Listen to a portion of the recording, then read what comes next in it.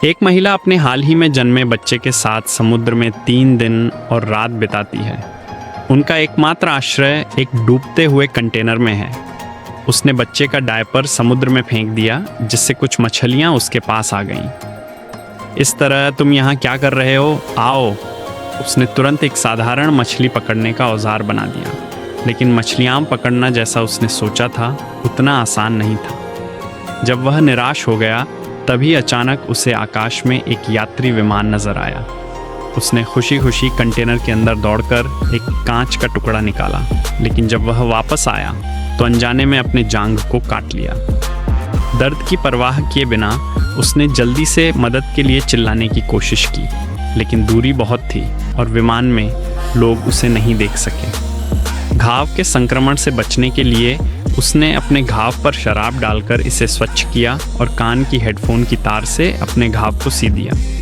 उसके लिए यह डरावना अनुभव था, लेकिन उसे मछली पकड़कर पोषण हासिल करना था। इसलिए उसने हेडफोन की तार से एक साधारण जाल बना डाला और उसमें एक डायपर लटका कर बैठ गया। कुछ मिनट इंतज़ार करने के बाद एक मछली उसमें फंस गई और आखिरकार वह एक अच्छे भोजन का आनंद ले सका। दिन बीतते गए और उसने पर्याप्त खाद्य सामग्री इकट्ठा कर ली। बुरे हालात से बाहर निकलने के लिए उसने सैकड़ों नोट लिखे और उन्हें एक प्लास्टिक बॉक्स में डालकर सबको समुद्र में फेंक दिया, यह उम्मीद करते हुए कि कोई जल्द ही उन्हें खोज लेगा। हर समय उसे पाइप से पानी निकालना पड़ता था, अन्यथा एक बार जब पानी भर जाएगा तो वे समुद्र में डूब जाएंगे। बच्चे को ठंड से बचाने के लिए उसने एक थर्मस में शराब डालकर आग लगाई ताकि बच्चे को गर्म रखा जा सके। चूंकि फ़ोन की स्क्रीन टूट गई थी और वह अनलॉक नहीं कर पा रहा था, वह केवल अपने पति के फ़ोन आने का इंतज़ार कर रहा था। लेकिन उस रात उसके पति ने भयानक समाचार भेजा कि उसे गोली लगी है और वह खतरे में है। शायद वह उसे बचाने नहीं आ सकेगा। उसने रोते हुए पत्नी को मजबूत बने रहने के लिए कहा, जिसे सुनकर वह बहुत दुखी हुई, लेकिन उसने शिकायत नहीं की। उसने पति को अपने नवजात बच्चे के बारे में बताया और बच्चे को नोनो नाम देने का फैसला किया। फिर फ़ोन की बैटरी ख़त्म हो गई और दोनों ने पूरी तरह से संपर्क खो दिया। कुछ दिन बाद पानी स्तर सबसे ऊंचे पर पहुंच गया।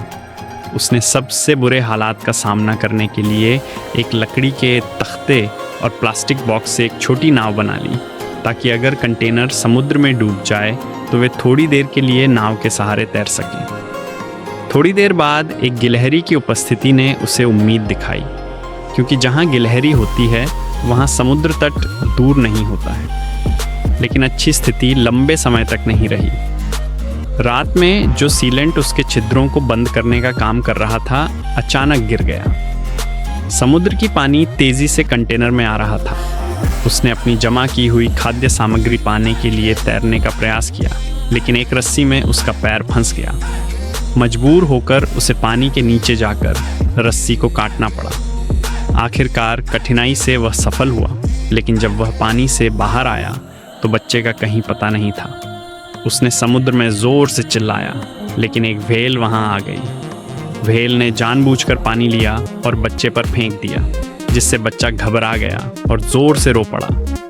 माँ ने इस कारण बच्चे का स्थान जान लिया और वह तेज़ी से तैरकर बच्चे के पास पहुंची।